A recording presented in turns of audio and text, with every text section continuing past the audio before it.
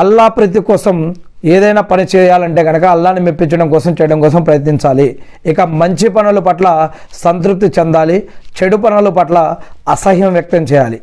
మంచి పనుల పట్ల మరి సంతృప్తి చెందుతూ చెడు పనులు చేసేవారి పట్ల లేదా చెడు పనుల పట్ల దాన్ని అసహ్యంగా భావించాలి. ఉదాహరణకి ఎవరైనా సిగరెట్ తాగుదాం రా, లేకపోతే మందు తాగుదాం రా, లేకపోతే ఇంకేదైనా చెడు పనులు ఏవైతే ఉన్నాయో అటువంటి వాటికి రా అంటే దాన్ని అసహ్యంగా భావించి అటువంటి పనులు, అటువంటి క్షణాలు, అటువంటి వాటికి దూరంగా ఉండడం కోసం మనం ప్రయత్నం చేయాలన్నమాట. నేను చిన్న ఎగ్జాంపుల్ చెప్పాను, కానీ నాకు తెలియనివి మీకు తెలిసినవి చాలా ఉంటాయి.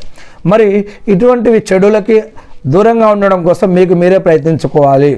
ఇకపోతే పాపాలకు వెంటనే ప్రాయశ్చిత్తం చేసుకోవడానికి ప్రయత్నించాలి. ఎందుకంటే మనం ఎప్పుడు మరణిస్తాం, ఎక్కడ మరణిస్తాం, ఎలా మరణిస్తాం, ఇంకా కొంచెం సేపు తర్వాత మనం బ్రతుకుంటామో లేదో, లేదా ఈ క్షణం ఈ మాట చెప్తూ తర్వాత మాట కోసం మనం బ్రతుకుంటామో లేదో కూడా మనకు తెలియదు. అందుకే పాపం జరిగితే వెంటనే క్షమాపణ అడగాలి. ఫస్ట్ ముందుగా క్షమాపణ అడగాలి. వీలైతే తర్వాత దానికి ప్రాయశ్చిత్తం ఉంటే కనుక చేసుకోవడం కోసం ప్రయత్నించాలి, లేదా ఉపవాసం ఉండాలి, దాన ధర్మాలు చేయాలి, లేదా మన ద్వారా ఎవరైతే బాధపడ్డారో, లుక్సాన్ అయ్యారో, ఇబ్బంది పడ్డారో వాళ్ళకి క్షమాపణ అడగాలి, వారికి నచ్చజెప్పుకోవాలి. అదేవిధంగా నమాజు చేసుకోవాలి, లేదా కనీసం నిలబడుతున్నో, కూర్చున్నో, పడుకునేటప్పుడు, పని చేసుకునేటప్పుడు అల్లాని, దేవుని గుర్తు తెచ్చుకొని అల్లా నా ద్వారా ఈ యొక్క పని జరిగిపోయింది వల్ల నన్ను క్షమించండి అని చెప్పి మనం బ్రతికి ఉండంగానే ఏ రోజు ఎక్కడ ఏ క్షణంలో చచ్చిపోతామో తెలియదు. మనకి ద్వారా పాపం జరిగింది అని తెలియగానే వెంటనే క్షమాపణ అడుక్కోవాలి, లేదా ప్రాయశ్చిత్తం చేసుకోవాలి. ఇంకేదైనా దానికి ప్రత్యామ్నాయాలు ఉంటే వాటిని మనం ఆ యొక్క పాపాల నుంచి, పాపం చేస్తే కనుక శిక్షల నుంచి పారిపోవడం కోసం, తప్పించుకోవడం కోసం ప్రయత్నించకూడదు. ఆ యొక్క మరి ఈ లోకంలో కనుక మనం తప్పించుకుంటే కనుక ప్రళయదినం రోజు పరలోకంలో అల్లా వద్ద ఖచ్చితంగా మనం దొరికిపోతాం. అందుకే పాపాల గురించి కనుక ప్రాయశ్చిత్తం చెందాలి, క్షమాపణ అడగాలి.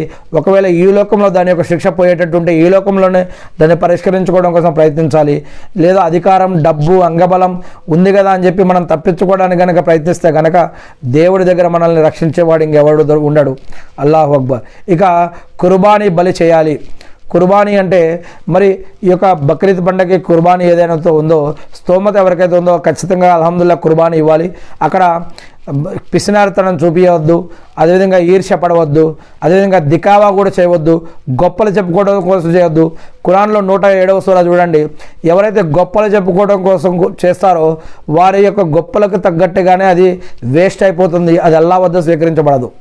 ఎందుకంటే అల్లా సుబ్హానహు వ తఆలా క్లియర్గా చెప్తున్నారు 107వ సూరా అల్ ముమినూన్లో, ఎవరైతే దికావా కోసం, పేరు కోసం, గొప్ప కోసం ఏవైతే చేస్తారో అవి ఇక్కడ వారికి ఆ విధంగానే లభిస్తాయి.